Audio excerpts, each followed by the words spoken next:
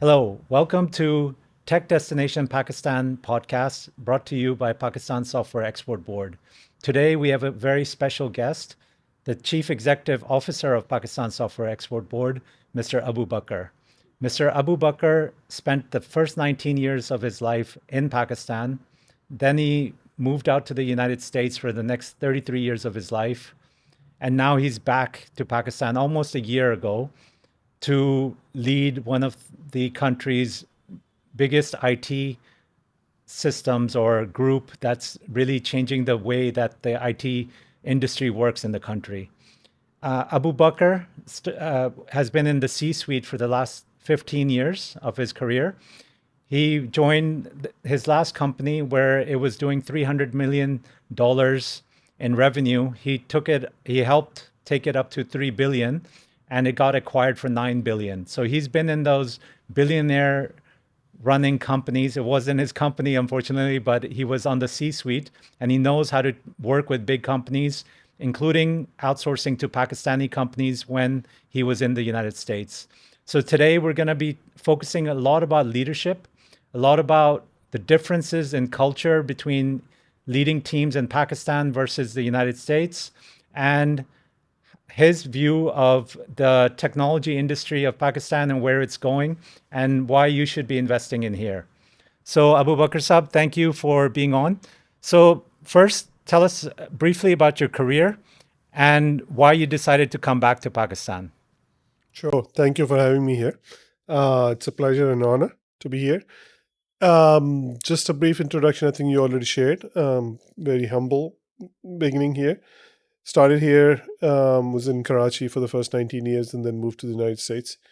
Did my studies there and then worked in the States for the next 25 years.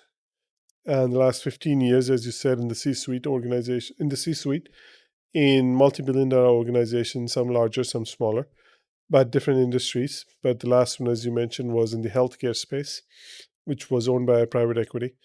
And we were very fortunate that we were able to grow the company 10x and had made an exit at a very high multiple. And just not, it's not about the numbers. It was more about the process and the journey and how do you manage growth and how do you scale the companies is always very interesting as well as stressful at the same time, but you enjoy and you learn a lot when you actually grow the companies. As I always say throughout my career, I've been working with a lot of different organizations. People may think growth is easy. Growth is not an easy thing. Shrinking is probably easier than growth, because in shrink you have only a few things you can do to make this work, but in growth you have to look at a lot of different ways. And we were fortunate to have worked in a lot of growth companies in my life, and the last one was that. Brief about my career: I did my undergrad in finance, um, and then did my master's in technology management, and did a lot of different things in between. But started as a finance, worked in the finance industry for 2 years, which was my always my passion, finance. But then I realized I think the passion was finance, but the career was technology. I jumped into technology probably in 1997-ish time frame, and since then I was hardcore developer, programmer, and then but I knew very clearly right up front, very early on, what I want to do in my life was, even if I was in the tech, I knew I was not going to be a deep tech person for the next 20 years. I knew I wanted to learn everything what I wanted to know in the tech side, hands on, understand the business, but then also move on into the more broader and managerial type roles, and then more leadership roles, and then more on the organization where I can see across not just one area or get too deep into one area, but to be more generalist and to be a more technical deep down. Um, it's always been the mission that it's just not. Some people may take a different path, and there's nothing wrong with it. People may take a specialist path. People may take a generalist path. My path was very clear to me that I wanted to be a more generalist. I think that to me that um, gives you a much broader view of the organizations that you work with. So I was able to do that and did my undergrad in finance, master's in management, as I said, and then I started working. as a programmer, senior programmers, manager, developers. I mean, senior manager, director, and then as a CIO, I started working um, when I was 39, and from there on, the next 15 years was CIOs in 4 different organizations. As I grew, started from smaller organization to larger organization. All was like a planned way to this. Is I'm going to take this. I'm going to take a plunge, go to a smaller organization, take a bigger role, and then start to grow from that. So that was always the intended state for me. Was I always share this one story with everyone that wants to know how you grow, or how do you make your career decisions. Is um, when I early on when I started working in the technology space, I was my first entry into the technology space was more of like I went back to school after finance and learned the technology for the next year or so, trying to understand the nitty gritty and the details of the programming side of things, and then joined as a programmer at one of the consulting company for 6 months in Montreal, Canada, and then started.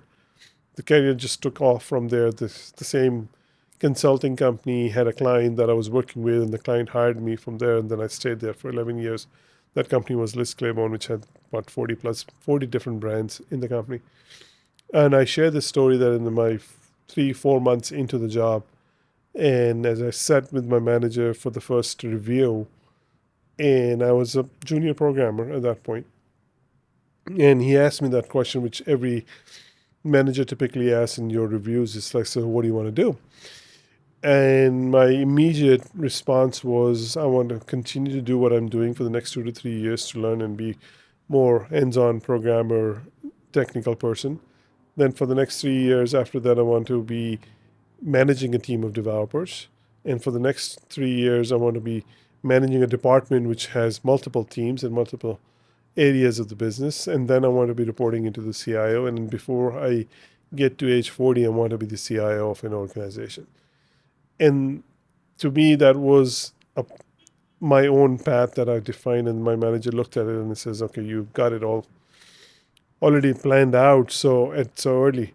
And the point I'm trying to make is I knew exactly where I was going, and the advice I already tell people, people do generally know, this is what I want to do, this is what I want to go, but always make it time bound. What I did was I made it time bound to say, I want to grow this, I want to be here, I want to do this, but I want to be this by this time. If you make it time bound, then it creates its own sense of urgency into your stuff, so you work towards it. If I would have said I want to be a CIO, it could have been 10 years later, or it could have been 15 years later. But I knew exactly what I wanted to do and at what time. And things work out. I said 40, by age 39, I took my first CIO role because unconsciously I was looking for, I need to be at that point. I need to take that break at some point to say, I want to do this. And again, something to for the young entrepreneurs, young professionals to know is like make your plans. Don't be too rigid. Go with the flow, but also have some kind of a time bound target for yourself to say, I want to be this by this, and adapt as you go along the way. So I think this is probably something what I've been doing now. Why am I back here? After spending 25 years and working in one of the most successful economies of the world, if you can ask for it, I think from economically, we all know United States is one of the most successful economically. I was fortunate to have the exposure to work for a lot of very large multinational companies. But then after I did all of this, I still felt very strongly, and I've always felt that strongly, that I think in life you have to do what you believe is, um, at some point, you believe that you want to do something to give it back.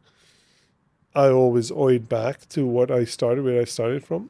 And the first 19 years are your most transformative years in your life. That's where you start to shape your um, future, or at least your thought, your mindset. It starts to get built. So I owe it back to say where I started is where I was able to get the opportunity to go out and do what I want to do.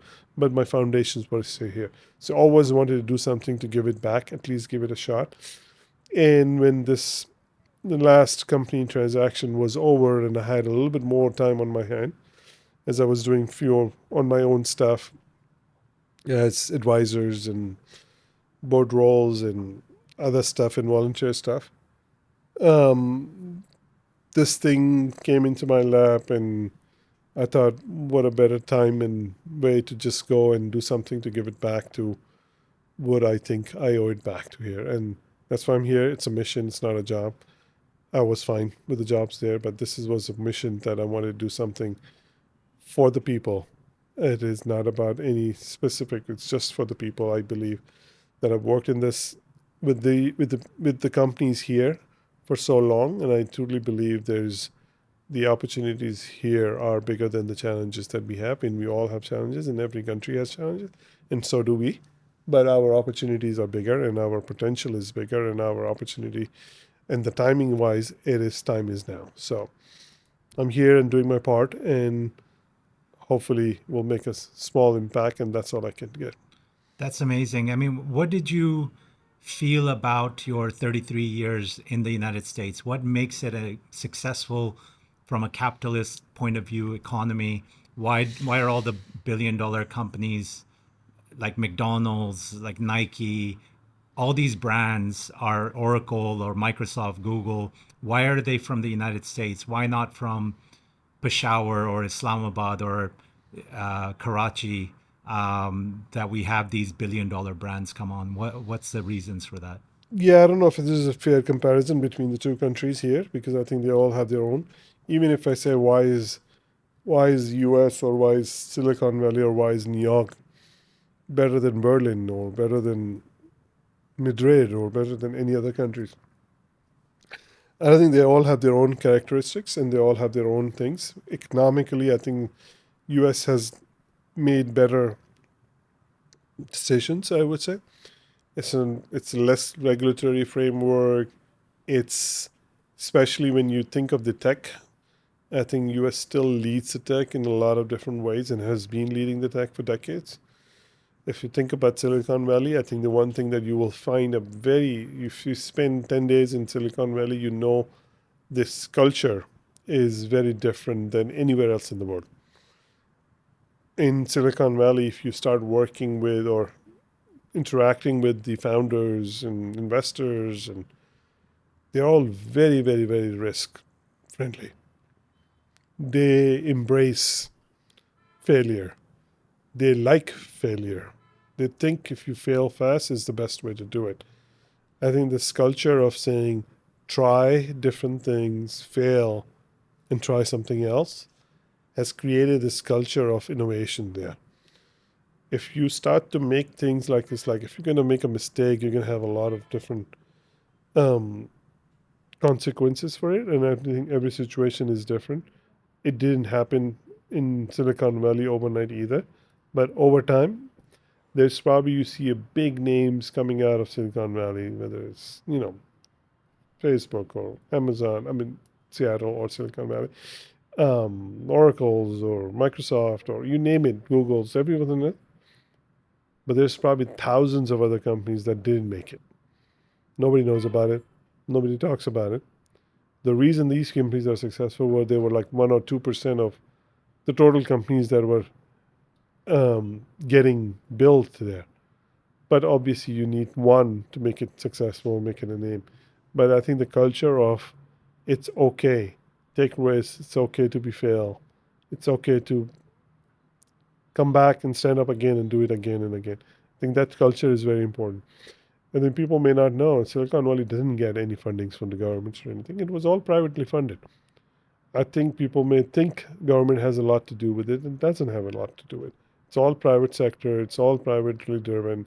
It's all founders have their tenacity to just keep working and attacking. And once you hit one or two or three big success, it just keeps going. We have not had that yet in Pakistan. And I think we will. I think it will take a little time. It will eventually get there. The world is not the same which it was 30 years ago, 20 years ago, even 10 years ago. I think in this new world, there are no walls. I think walls are coming down. Digital world is very, very borderless. I think it's going to continue to get borderless, which means everybody will have a little bit of more fair share of a shot um, to do and be what they need to do. I think that puts the countries who are not that ahead will get an opportunity with this. So you may think AI is a threat and digital world revolution is a threat. I think it's a very big opportunity for especially for the people in the countries that are behind to leap forward. Um, so think of those things as an opportunity for us to be done. If you want to take a step back and look at history, it's always been history is like there's been pockets of dominance that has moved around. U.S. has the most um, powerful economy today. That wasn't the case 300 years ago. UK had a very powerful economy that doesn't. So things will change. Things do change, and I think we have to learn from what these powerful economies have done, and especially in the U.S. There's a lot of entrepreneurship. There's a lot of innovation. There's a lot of support, and now there's a lot of capital that just files. And what were some of the lessons that you learned from being in leadership positions for the last 15 years in the C suite in the US? What are some that you can impart on us? Leadership is less of a science, more of an art. People try to go to school to learn leadership. I think it's all good, but I think big part of leadership is art than science. It's common sense. Mostly it's common sense. I don't think so. People who are very good in technical are always the good leaders. Or it can be, but it doesn't have to be. I think you need to just understand the human psychology if you want to work and be the leader. You have to give it a give it its due time to understand the problem that you're solving, understand the business you're working in. And I think one of the big mistakes most of the tech people do is they just focus too much on tech and don't understand the problem they're solving and the business they're in. One of the things I've always felt very strong, if you want to stand out, there are only two, three things you have to do differently than everybody else. You just can't compete on your technical skills. It's very hard to stay technically ahead of everyone all the time. It just doesn't work. It doesn't has not happened. What you need to do is you have to be good at what you're doing and technically that's fine. But you need to understand what you're doing. What's the business? What's the problem you're solving? If you're working for a company, you better understand the business that you are in. If you understand the business, then you start to make yourself a little bit more differentiated than others. Everybody's working on trying to get their own technical problem solved. But if you understand how does it connect to solve the problem of the business, then you need to do that. So always being great and technical at what you do is table stake. Learning the business is what differentiates you. Very, very important is your soft skills, your relationship. That does matter a lot. I would say 80% of the work gets done because you have a good relationship and a trusting relationship. It's not like you're just actually doing anything bad. It's just like you have a good trusting relationship that people believe when you say something, they actually want to listen to you. So your table stake is what you bring to the table. Everybody does. If you have 100 people, they all have that skills. That doesn't make you any different. That doesn't, maybe you're slightly better than the other, and that just doesn't get you to where you need to be. What you need to do is to understand the business and have a very, very, very good EQ skills or soft skills. That And makes a difference. and at Pakistan Software Export Board, what is our business? If you had to explain it and people, employees listening or people listening into this, what would you say PSEB does? Very simple. Pakistan Software Export Board has a very simple single mandate. We need to enable the industry so we can do more exports and we can drive the tech exports of the country. It's very simple. That's what we obviously very simply very easily said than done. Is like, how do we increase the software exports of the country? Then you have to start working on probably 20 different things to do that. I always classify it as like four pillars on of how we want to move the needle to increase the exports of the country, because we are very, very focused, and we should be, and we are an export driven economy, and we're continuing to get to the export driven economy or moving towards it. And technology has a big role to play in it. And rightfully so, there's a lot of attention to it also, and we're doing a lot. It's a fact that people may not know inside Pakistan either, that we make up 46% of the services export of the country. That's a that itself tells you how relevant and how important this industry is. We also employ millions of people in this industry, directly or indirectly, that are employed to this industry. So that's a big part of it. Um, what, how we define, how do we grow? Our goal is to grow the exports. So then, how do we do it? I say four pillars.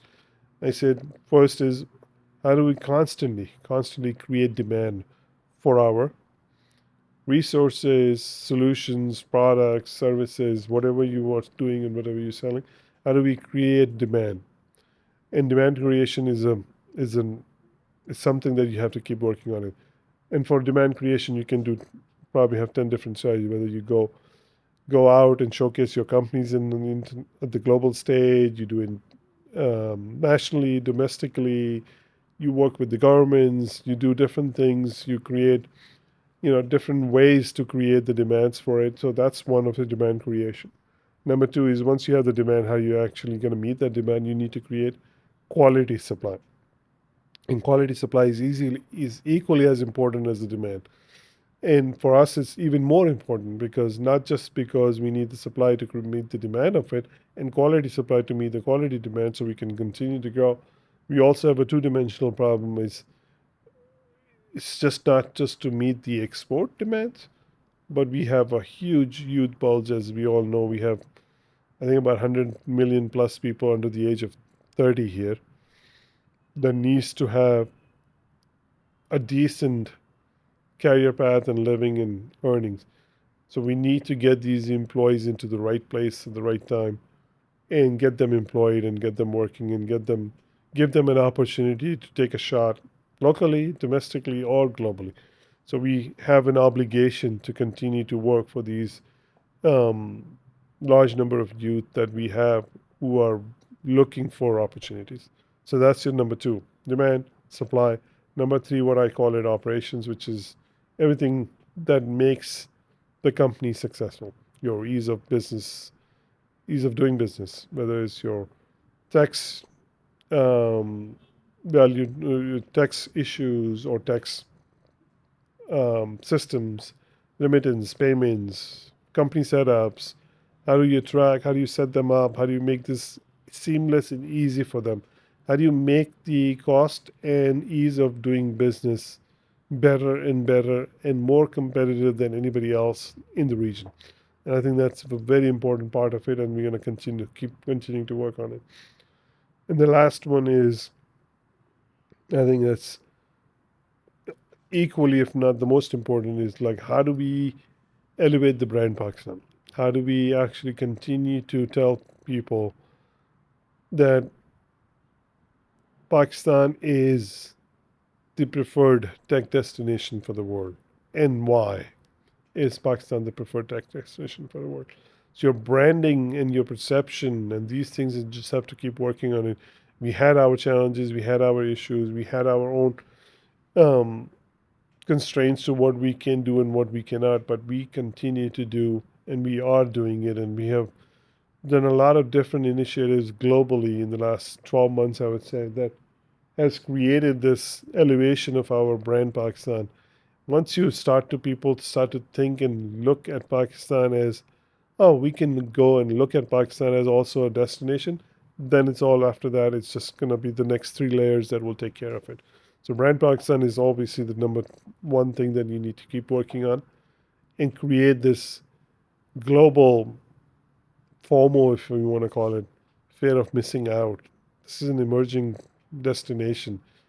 Are we not there? We should be there, can be there. This creating of this FOMO for Pakistan, that'll be an ultimate nirvana for us. And why do you think Pakistan? Is it that you've been back for a year? What have you learned? What are our unique uh, selling proposition? What's good about this country? I mean, we can talk about all day long about why Pakistan, because maybe a little bias from these things, but you're probably one of the top five in English speaking youth population that is available for the world to consume.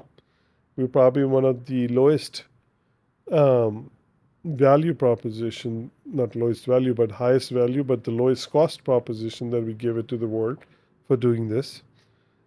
Our our youth is very tech savvy and very connected and very street smart. Because once you have limited resources, you tend to think more creatively and you tend to get more street smart. And I think our youth is very, very, very, they become very creative when they do these things. And we have to channel that to make sure they're using this creativity for the on the right things. And I think that's our obligation and our duty to do that. We have to do that. Our and I always use this as part of my strategy has always been is like there's a perception out there and then there's a reality out there. I strongly encourage anyone, whoever is outside of Pakistan, thinking of Pakistan, wants to do something in the Pakistan to visit once and actually experience it. You may not find the um, best malls and best roads and best everything, but the hospitality and the culture that you will find here is probably next to none. Right? Once you get there, once you feel it, touch it, and you actually start working, you would feel much more comfortable. You will be much more easier. I've done it so many times. I've brought in so many different um, non-Pakistanis to Pakistan, and every one of them, I would say, has come back again. Just because they probably had a very low bar to say, oh, once I'm going to get there, I'm probably going to get fined.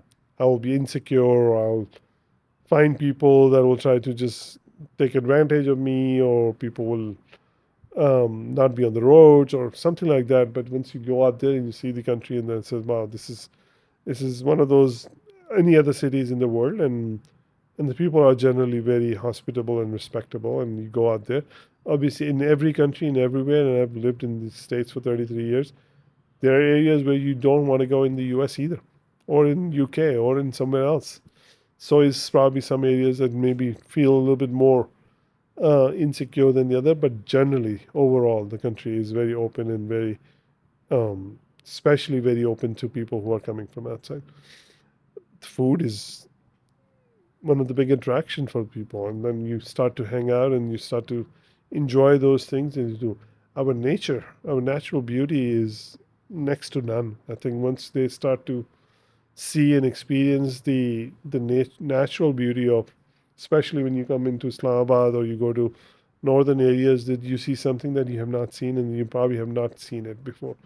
So there's only so much you can explain until you come and see it by yourself. And you've led teams in the United States and now in Pakistan.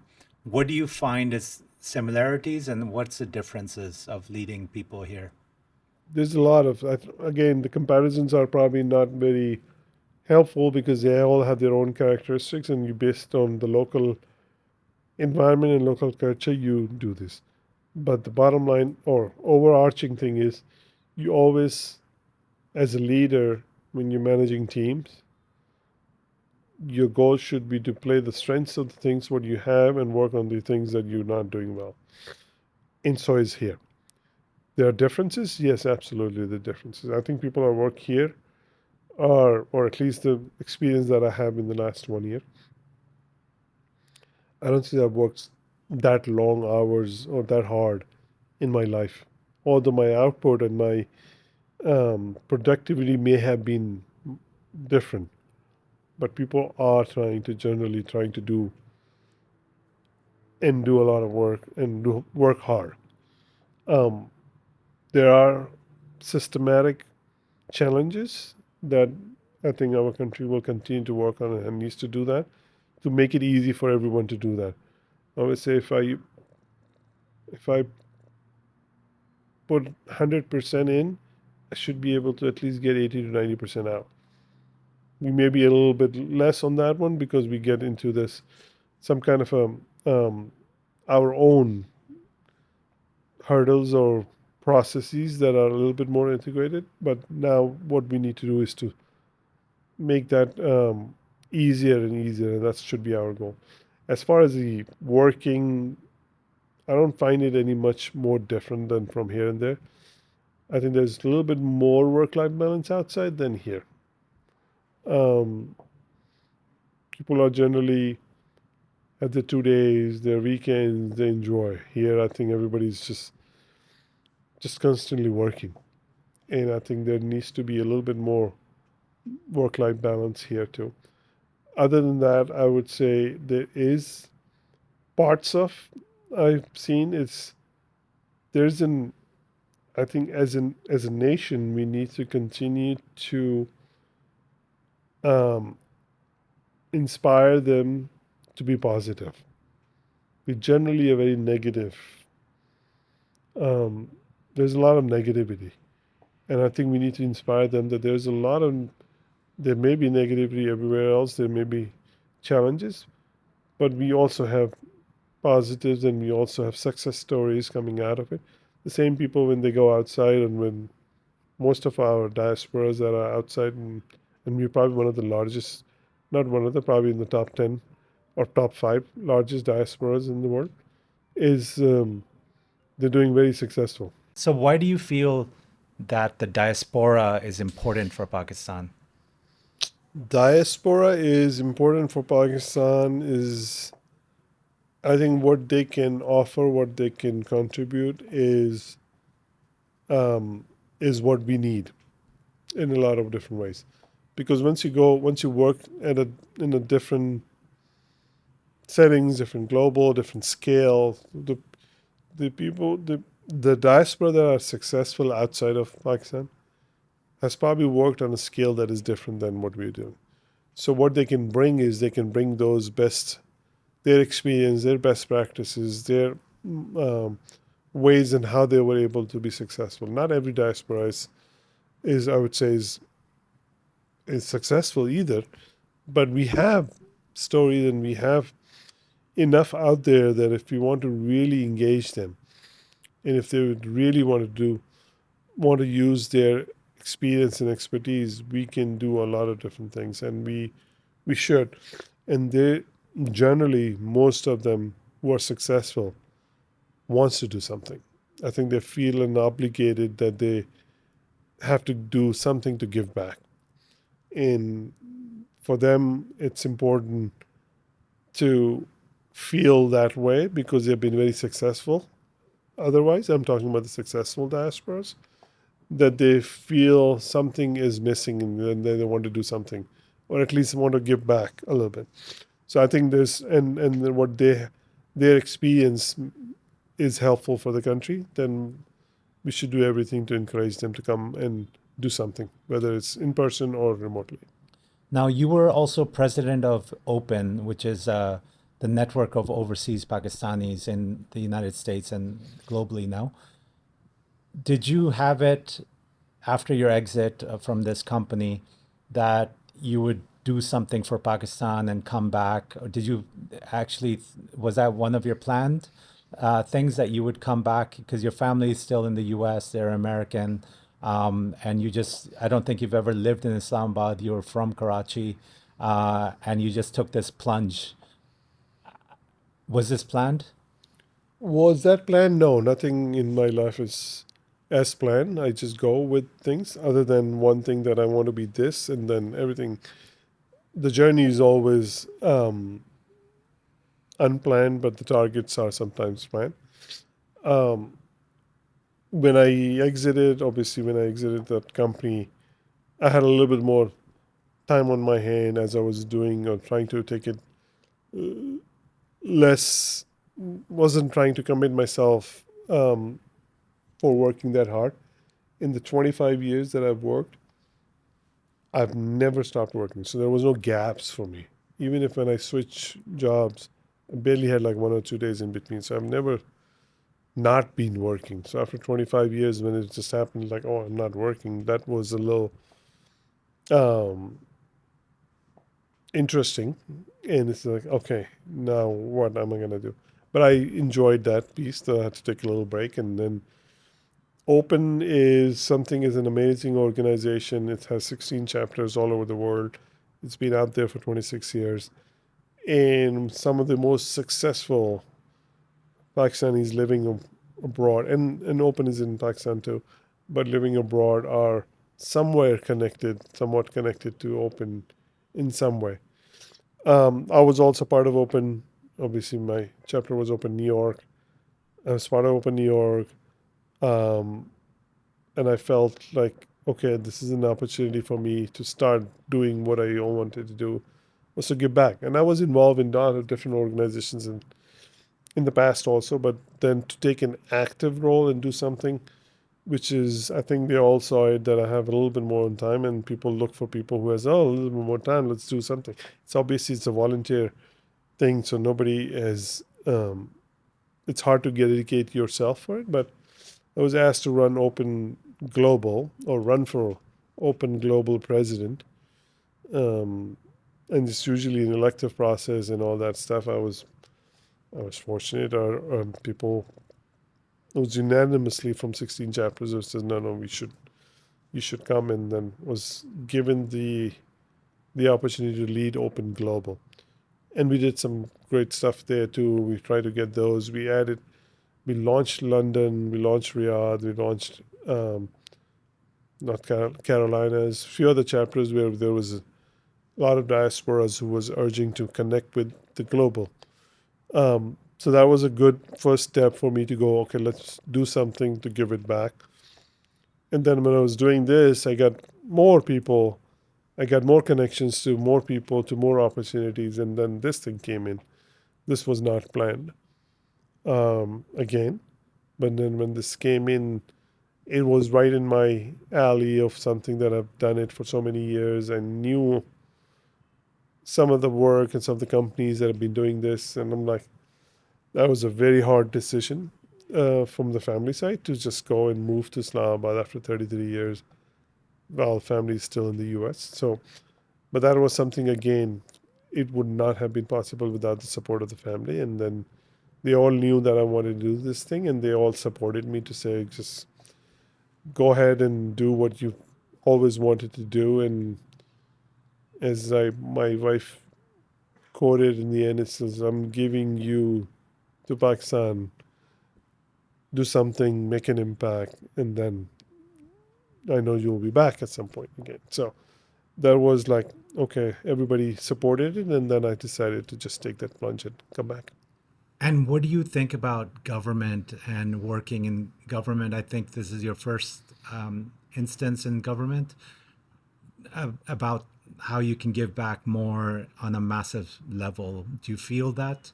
Or what are your thoughts about government? Yeah, I think you working for the government is one thing. I don't call it like this. I always use words differently on that one. I didn't come to work for the government. I never said I would come to work for the government. I want to come and serve the people. I want to do something for the people. That's what I've always been saying, that it doesn't matter who it is. I just want to come and do something for the people of Pakistan, because I think there's a lot of talent that needs to be exposed, and that needs to be given an opportunity, and that needs to be done at this level. Obviously, it's a very big honor to represent Pakistan when you go and do these things at the at the global stage or at the national stage. But um, that's my intention, was to come and do something for the country and do something for the people of Pakistan. Excellent. And you, I see you're a workaholic, I would say. I have nothing else to do. I'm getting messages at 1 a.m. and then the same thing at 6:30 a.m. My phone is on silent, but I can see that your brain is working, and I can see that you're managing from infrastructure, these e-Rozgar centers that we have, and then going to marketing and branding and ease of doing business and tax. How do you get up to speed so fast in understanding all the challenges that we've had? Because I saw you from day one, and I think by week three you were on top of everything, knowing a lot of the issues. How do you do it so fast, and how can we learn from that? I don't know how much how fast and not did, but I think one thing that I've been saying from day one, and as I said a few minutes ago, whatever you do, make sure you know why you're doing it. In order for you to know why you're doing it, you need to know the business you are in. Technology is one part of it. That is something that you have to know. But more importantly, is like, what is the business you're trying? What is the problem you're trying to solve? So when I came in, the same thing. I'm like trying to understand what is the business I'm trying to, what is the problem I'm trying to solve? What are the problems I'm trying to solve? What is the business I need to know? If you ask me probably 10 questions, which are not tech, you probably see me knowing some of it. And that's where it's the difference. You will find thousands of people who are technically good, but if they can't connect to what they're trying to do and why they're doing it, they will never be as good as somebody who actually knows the business. Am I a workaholic? Yes, I am a little bit of a workaholic, which I don't recommend anybody to do that. But I feel like I have a short time that I need to do a lot. And for me, every day matters, every hour matters, and I need to do as much as I can, as fast as I can, um, and I think it all depends on the team that you have and the team that you get built. Uh, to me, the most number one number one asset you have when you're a leader is your team. If you have a good team, you can do a lot. If you don't have a good team, you can have brilliant, brilliant ideas, but nothing will get done. So, building the team is a part of my thing, and then when I build a team, I have probably going to continue to work hard because there are no shortcuts. You can't just be successful working like everybody else. You gotta be something different about you. That's why you're on the top and the other ones are not. And how do you build high performing teams from recruitment to coaching? Because, I report directly to you, and I'm learning a lot over the last year from you. But I've seen you interview everyone. Just give us some of your tips of how you find the right person, and then how do you coach them into performing better? I think I don't know. I mean, to me, it comes over with experience a little bit that you start to know. And it's not perfect. I make mistakes like everybody else does, but you gotta have. Um, it's again, I said, it's less of a science than it's an art, and you need to know people. I'm very much into understanding and working with the people. So as I said, it's more of um, human psychology a lot because work happens when you have the team. Things will happen. Now recruiting, I have one people who work with me knows this one rule that I have. I'm not a very formal manager or leader or anything like that. That I have to have this and this and this is the process. I go and do things which makes things go um, the most efficient and fastest way to get things done. But I have only one rule in any department that I work or any leadership role I have for the last 20 so years that I've been managing people. I will interview every single hire in the company. Whether I'll talk to them for 5 minutes, I need to know who's coming into the organization that will work for me. So far, it has been good. Now I don't. Yes, I had teams of hundreds of people. I still had kept that as like I want have to talk to every new hire that comes in the company. And the reason is again, it's not the work that will. It's your team that will make it happen. You cannot do stuff. you will barely do 1% of what the work is getting done. But the 99% of the work gets done by the people that work for you. And if you have the best performing teams, the best talent, it will just make your life and your job easier. Now, once you do the recruitment, you bring in, and you obviously you cannot be perfect all the time. 10 out of 10, you're never going to get 100%, but at least you know who you're bringing in. And I don't pretend, and I don't ask any technical questions or anything like that. I don't even do that. I just want to see how the person is communicating, how the person's confidence is, what are the gotchas that I should think if you're going to bring, and if you're building this great team, is that person going to come and be part of a great team, or will it going to be a more of a person that will disrupt the team? That to me, that culture fit is more important than anything else. My managers, my directors, my VPs, they will take care of what they have to do. I just have to know if that person is going to fit into the team and will do well. That's my thing is always. Now, once you are on the team and once you I always say that don't expect everyone to be your superstar. Will never gonna be. And that doesn't work, and it's just setting your an expectation that you are always gonna miss. You're gonna have people on the team that are superstars, MVPs, your high performers, and then they're gonna be people who are actually gonna be doing very good, but they're just doing what they're doing. They're average. They're meeting the expectation of what it's supposed to, and you need a lot of those people too to get things done. And then there will be some people that are that needs help, and then you're going to continue to work on it. The goal is to keep that balance and keep the lower tier as small as possible or as transient as possible, because if they are not performing well, they need to be coached, mentored. I've seen a lot in the last 25 years, and my experience tells me that if I've been given a team and I've been told these 10 people will not make it, my experience is I would never take that as no, but I would just say, okay, let me do my own.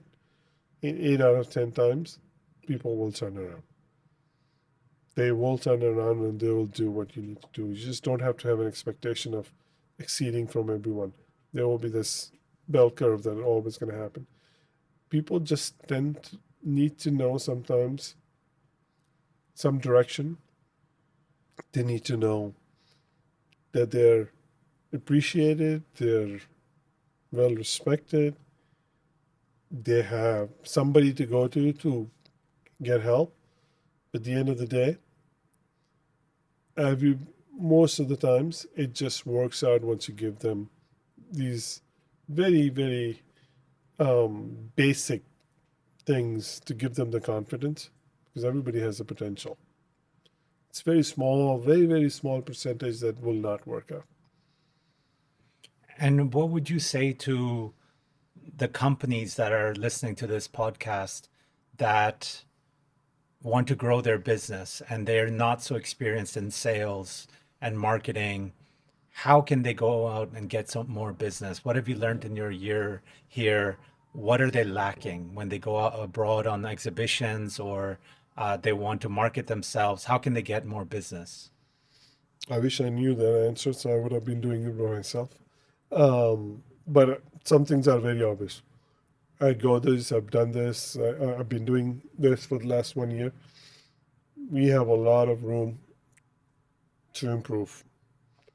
Our teams, our companies, our staff that goes out and does this needs to um, feel more confident, needs to be more presentable, needs to do their homework, needs to spend time. Don't, and I've seen this a little bit in some of the instances where they feel they know everything. Nobody knows everything. You got to work on it. You got to keep working on it. You have to keep trying. You have to keep learning. You have to keep thinking that don't just go in there and say I know this, so If they're not buying, it's their problem. It's no, you're not doing enough. You have to keep learning, you have to keep listening, and you have to keep improving. I think I feel sometimes people just are not as motivated to improve rather than just go and then just keep doing it. There's a lot you can do to polish the presentation side of things, the how you communicate, how do you build your relationships, how do you sell yourself or your product, your services in a much more professionally and more localized way that the market you are in. You can't be selling the same as you sell in Pakistan to go into sell in Germany. It's a different culture. It's you have to understand. So you have to be very, very open and listen and understand the local cultures and understand how they would want to be heard. What's an example of selling to an American company, for instance? I'm a Pakistani company and I want to sell my services to an American. What are some examples that I should be looking out for? I mean, you have to first. I don't know how many companies go out there when they go and they're going to an exhibitions. Do they really? There's no shortcut. You have to work really hard to get these things done. How many of these companies actually do look up the website for the customers that have registered and look up their customers and actually reach out to them prior to going to the conference and reach out to 100 people so may get 2 appointments? How many people actually do this work? They just expect people to come to you and they will and then they will engage. How many people actually do the research to find out which companies are doing what and where they're lacking, what are their we don't do that enough research to go out and do these things. And then when you're actually meeting somebody, how many people actually do a full check of that person? Where these mutual connections are? What are they looking for? What are their past history is? What do they like? What do they don't like? Just basic stuff that you do. So when you actually get in front of somebody who is your potential client, you probably should know half of what they already do. We don't do that. We just go into the meeting and says, and then hope that it will break. I'm sure somebody do some companies do it well and some companies don't, but I've seen it. Generally, they don't. They haven't done their homework enough to do that. You just go. Don't sit and be on your phones when you're sitting in the car. You engage. Your body language matters. Your eye contact matters. Your engagement style matters. All of these things matters. You just these are the things that you learn over time, and the people who do it, they do it well. Then they go out, and I think this is the kind of hopefully trainings you will continue to do with the companies to tell them how they can do better. And is this a matter of someone can learn it in days, or is it years to learn this kind of thing? I think it's I don't know if it's a days or years, but you got to start somewhere. Mhm. As long as you have an aptitude for, you're open to learning and understand that you can do better. Because I think that's a bigger problem. People just think, no, no, we're fine. We're okay. We've tried at times where we actually um, taking companies, organize coaching, and half of the people won't even show up, Mhm. and that's a problem. If you don't think you need to learn and get better, you're missing out a lot. And what do you think about your lifestyle or living in Islamabad now or in Pakistan as opposed to in America? Is it much different if you were someone who's non-Pakistani moving into Pakistan? Because I have this hypothesis that a lot more people will come live in this country to push their businesses forward. For all this remote work, I feel that if you sit where your teams are, it can work. What do you think about the lifestyle that after 33 years, you've moved here? How's that going for you?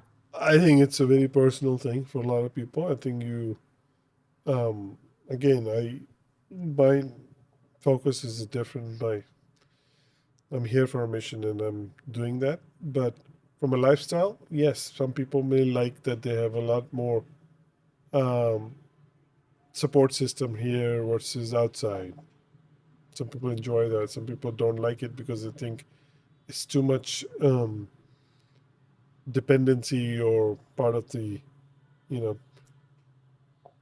my privacy is gone a little bit because there are more people here and supporting it. So that's a very personal thing. But overall, I think there is a lot more you have a lot more support system or than outside in the Western world where you are more individualistic. Here it's a little bit more community based.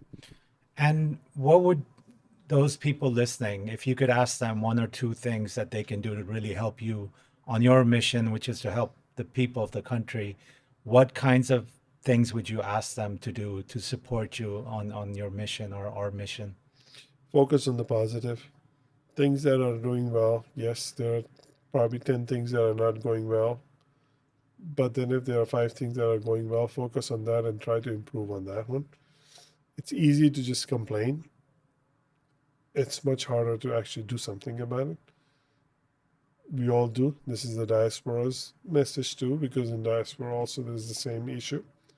We all sit and complain about everything and everything that is going wrong and not realizing there's nothing we are doing about it until we actually do something about it. And then what we if you really want to make a difference, then you have to make something an effort to do it. And most of the people just sit and just complain and not do anything about it. I say there are 3 kinds of people: people who are they've left the country and have nothing to do with it, and there are people who says, we're done, we don't want to be part of it. That's their choice. There are people who are left the country and they complain about it and they do nothing about it. I think they are great people. The reason why they complain about it is because they're passionate about it. They care about it, and that's why they complain about it. How do we channelize them? It's different, but they are actually a good group of people who are complaining because they are the ones who are. Why would if you care, you will complain about it because you feel. And then there are a third group of people, which is very small. It's like they feel they have something wrong and they want to do something about it, and they're actually going to do something about it. Like you have come back, I have come back. We say we'll do our part and we'll do something about it. And you just want to move people from the one that are in the first one, they have nothing to do with it. There's nothing you're going to do about it. But the people who are in the second group, try to move them into the third and do something about it. Whether it's remote or in person, or not everybody has the luxury and as the opportunity to do something. But there's so much you can do by not, but just being there and stay positive. I think that's the message. Excellent. I think that's a really good note to end on. So thank you so much, Mr. Abu Bakar, who's come back from the United States after 33 years and really having a massive, massive impact. I know the inside scoop of how he works, and drives his teams, and from recruiting to working on Sundays to, I think this is, as he says, it's not a job, it's his mission, and he's inspiring many people to do that mission. He's very welcoming, he's very approachable. And what is the best way to get a hold of you? Is it LinkedIn? LinkedIn is my only, not only, but that's my preferred listen. So follow him on LinkedIn. You'll find him somewhere on the PSEB's website, which is techdestination.com. So thank you very much, Mr. Abu Bakar. It's been an honor to work with you and be a part of your team. And I know that a lot of us feel that we're learning so much, including now, hopefully, people that have watched this podcast. Thank Thank you. you. Thank you for having me.